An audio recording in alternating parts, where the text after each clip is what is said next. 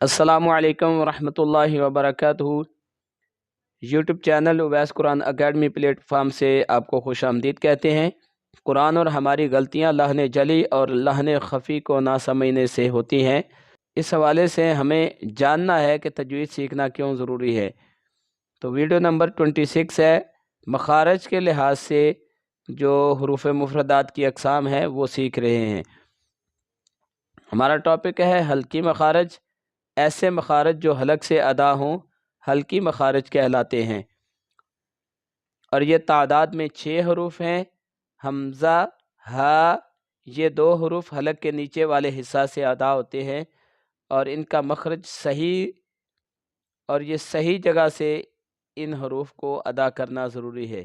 عین، ہا، یہ 2 حروف حلق کے درمیان والے حصہ سے ادا ہوتے ہیں۔